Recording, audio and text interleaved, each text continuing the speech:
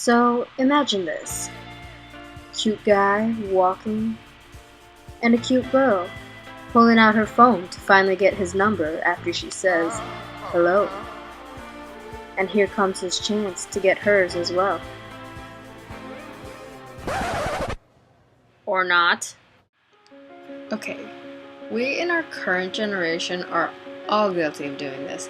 It doesn't necessarily have to be two awkward love interests either. It could be anyone.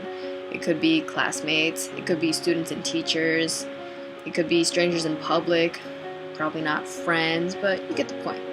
You'll be walking down the hall, about to encounter another person, and then you go to check your phone. Even if it has no notifications whatsoever, you're just gonna pull it out, unlock it, and check your already read conversations, flip through your home screens.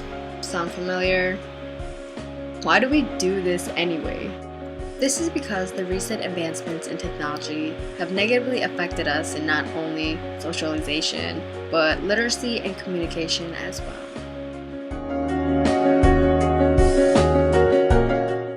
According to a study done by Sally Andrews from the Division of Psychology at Nottingham Trent University on October 28, 2015, young adults spend an average of 5 hours every day on their smartphones. Now, we've all seen this every time we go out in public. If you haven't, just look around you the next time you visit a restaurant. And it's not just in public places, but school and formal settings as well, as said by a college professor herself. I do have occurrences where students are using their cell phones way too often to the point it does become distracting, where I constantly have to tell them to put it away. Do you see them on their phones anyway? All the time. How often? More than one occasion. It's almost becoming a problem that we can't even be off of our phone for a 50-minute session. And it's true. It seems as though we are constantly on our phones wherever we go.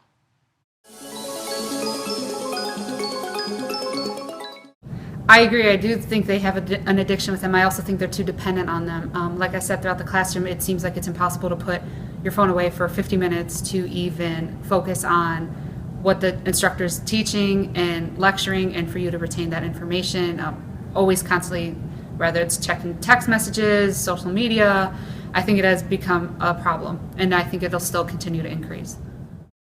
According to Time magazine on August 2012, a poll showed that 84% of smartphone users could not go a day without their phone. So ask yourself, when was the last time that you left the house without a cell phone?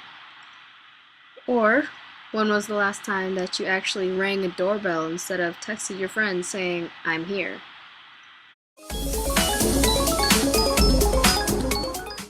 In the class, I would probably honestly say they're using them for anything that is unrelated to what is being taught in the class. I highly doubt they're looking up information to check for a topic on their paper or additional research, or using, the calculator like most of them say they do. And she's right. We use our phones for plenty of other things such as Facebook, Twitter, Instagram, and Snapchat.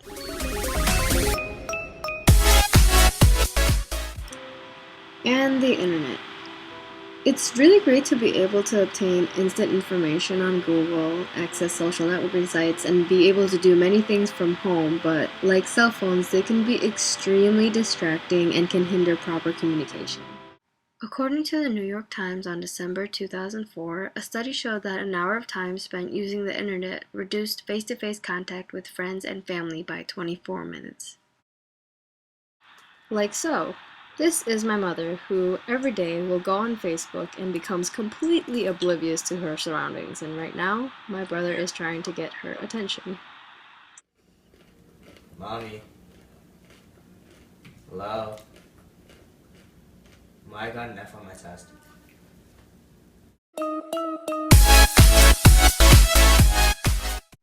According to a 2010 study conducted by the Kaser Family Foundation, teens spend more than 8 hours a day on consuming media, watching TV, listening to music, surfing the web, social networking, and playing video games.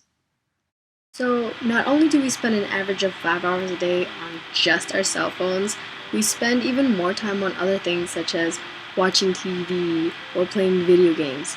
And it really doesn't help that you can now access the internet on your television or your gaming console.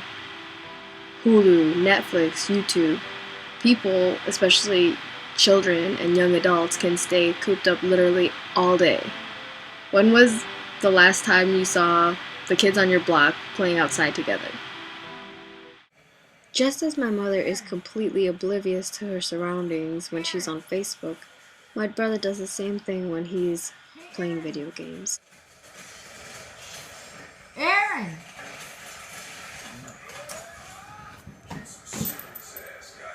Sorry, Technology is a tool that can be used or abused. The problem today is that it's misused and extremely overused. Personally, I don't want to be a slave to technology when there's so many other things I could be doing. So take a look at the challenge sheet and take the challenge. Leave your phone at home for a day, ring a doorbell, say hi to people for crying out loud. If you're with friends, focus on them and not your phone. Live in the real world and not just in technology.